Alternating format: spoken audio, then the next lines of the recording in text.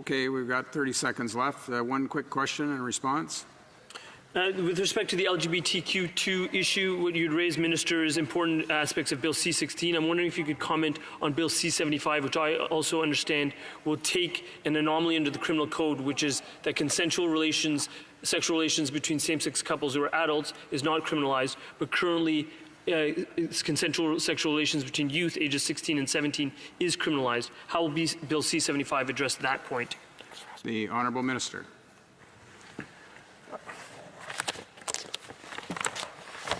Mr. Speaker, I'm afraid I don't have that answer right in front of me. So just so that you know, I get the hardest questions from my colleagues, but I will undertake to get back to it.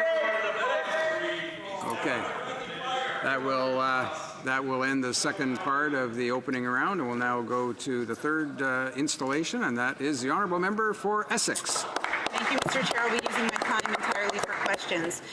Does the Liberal government still intend to issue a deferred prosecution agreement for SNC-Lavalin?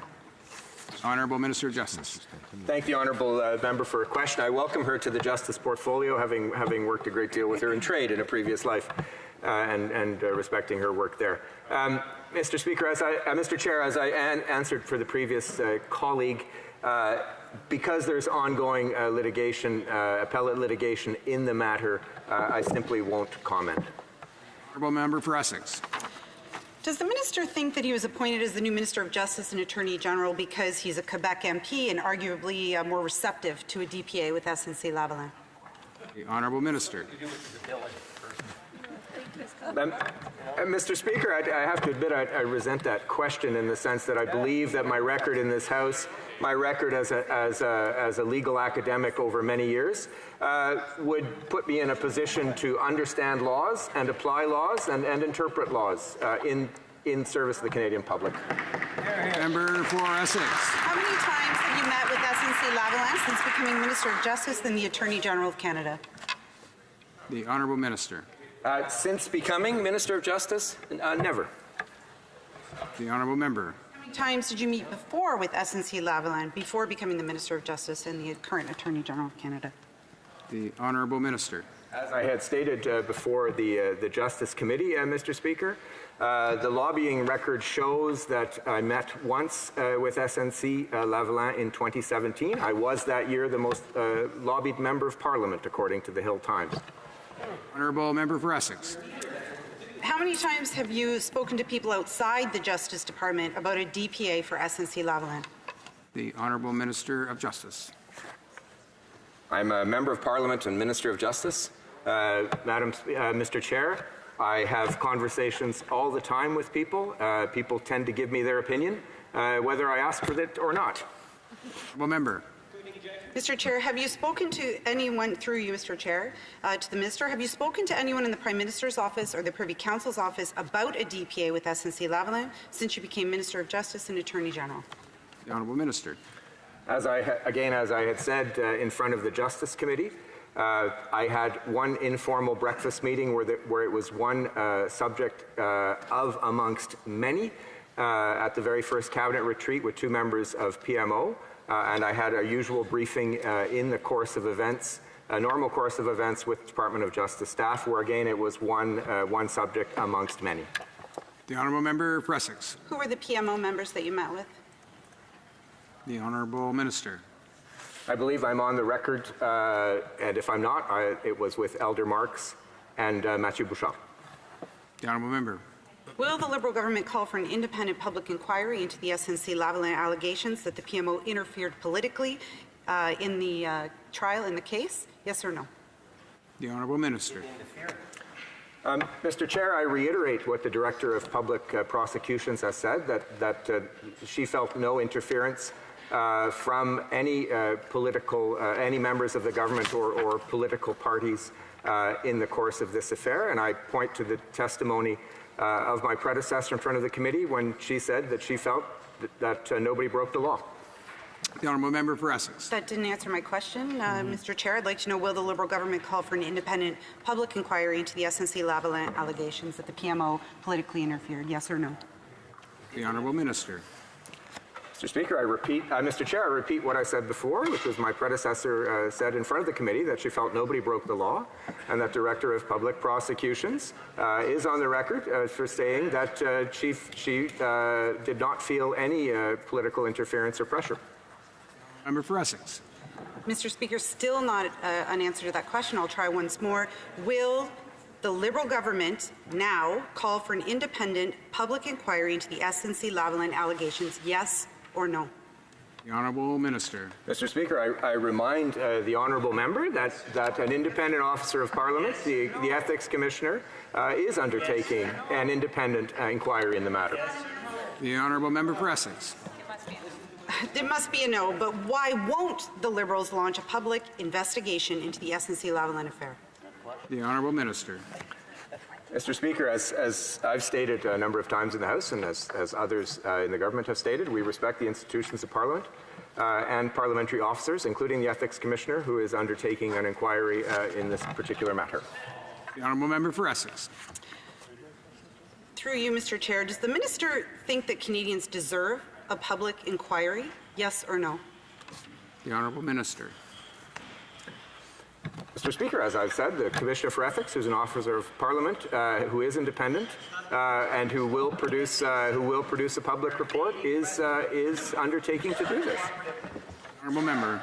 Mr. Speaker, on behalf of Canadians, they deserve an answer. Does the Minister think that Canadians deserve the truth and that they deserve an independent public inquiry, yes or no? The Honourable Minister. I think, Mr. Speaker, all of us on all sides of this House want Canadians to have the truth, and all of us on all sides of this House are endeavouring that Canadians have the truth. The Commissioner of Ethics is going to play a role in this matter. The Justice Committee has played a role in this matter, and other participants have made statements in this matter. Honourable Member for Essex. Mr. Speaker, the Minister seems to be having a difficult understanding of a yes or no answer. So I'll ask again, does the Minister think that Canadians deserve a public inquiry, yes or no?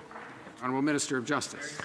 I've pointed out a public inquiry that is being undertaken by the Commissioner for Ethics. Honourable Member. Public inquiry. Mr. Speaker, there is no public inquiry that is underway. The Ethics Commissioner work is limited, and it is not an independent public inquiry. I'll ask once again, will the Liberal government call for a public independent inquiry into the SNC-Lavalin allegations that the PMO interfered politically, yes or no? The Honourable Minister of Justice. Mr. Speaker, as I've repeated a number of times, Canadians obviously deserve the truth, Mr. Speaker. Mr. Chair, my predecessor has stated in her testimony in front of the Justice Committee that she did not feel anybody broke the law, and the Director of Public Prosecutions, Mr. Chair, has said that she felt no political interference. Honourable Member for Essex.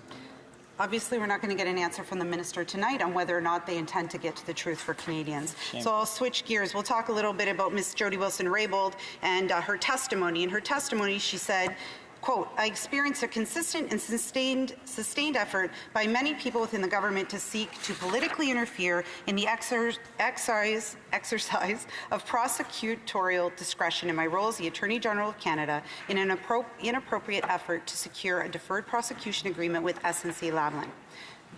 Through you, Mr. Chair, does the Minister ever think it's appropriate for anyone in the PMO, the PCO, or any political actors to pressure the Attorney General about a particular case with respect to his or her prosecutorial discretion?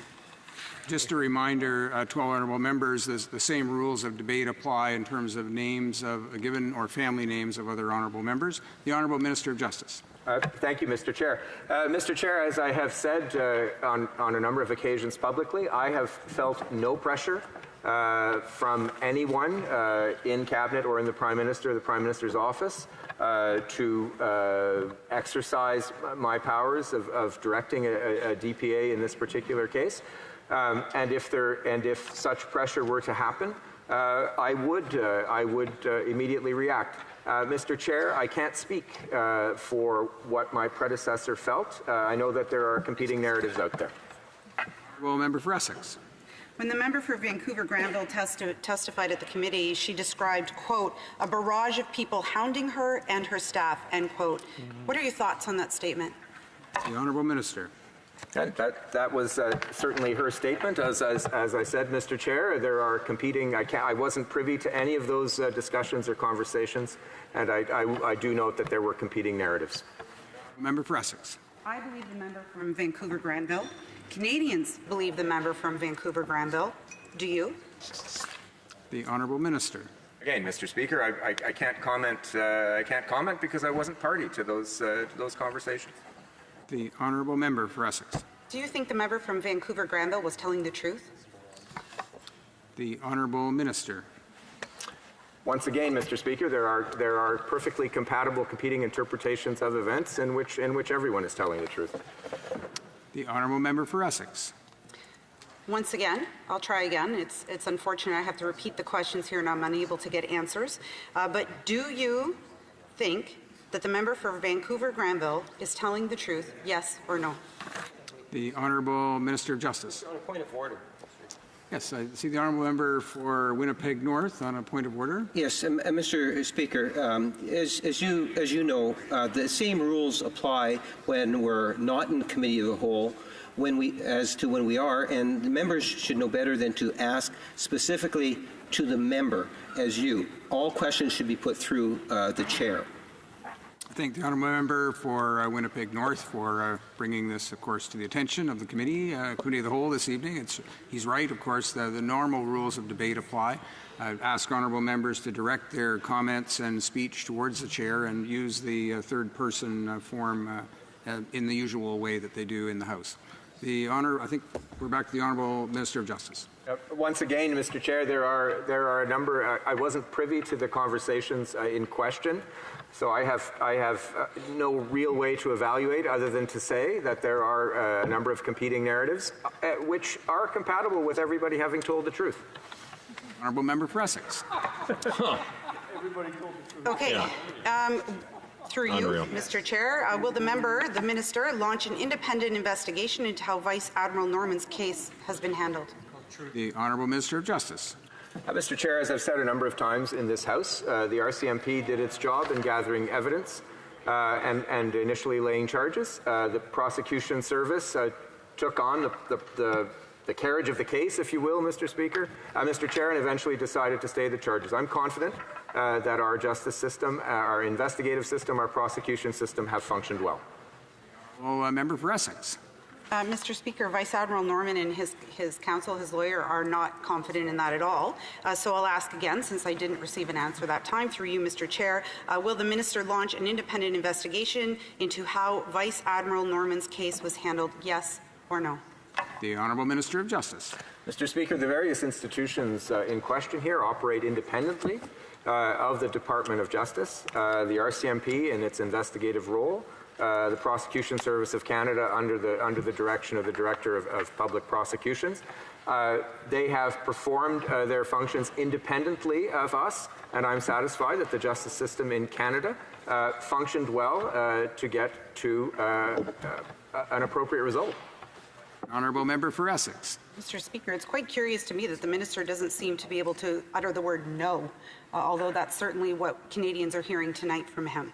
So, through you, Mr. Chair, to the minister, why did the Prime Minister comment publicly that the Norman case was likely to proceed to trial before it actually happened? The Honourable Minister of Justice. Mr. Speaker, again, Mr. Chair, I wasn't Minister of Justice at the time. So I don't know the exact timing of what happened, and I have no comment on it. The Honourable Member for Essex. Mr. Speaker, Mr. Chair, does the minister think that the Prime Minister should comment publicly on a case that it's likely to proceed before trial before that actually happens? The Honourable Minister.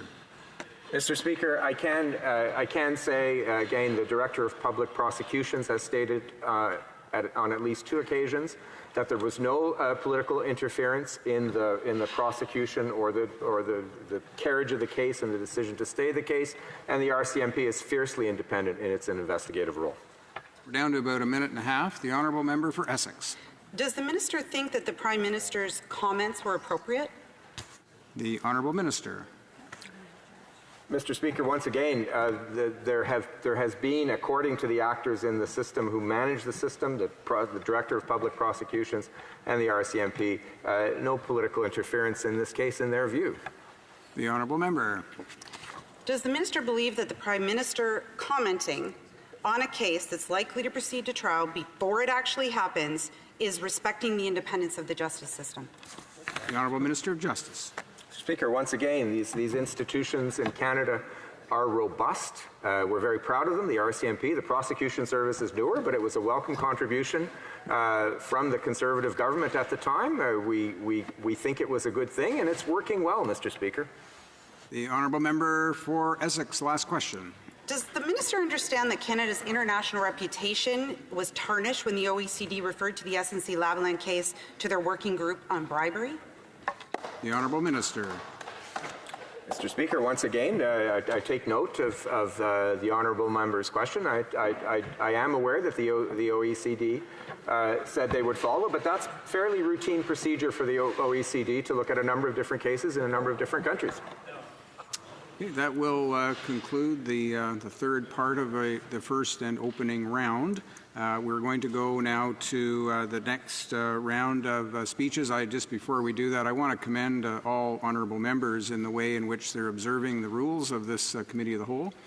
So the flow has been just excellent, and so if we could just stay on that track, we're going to have a good meeting this evening. The honourable member for Edmonton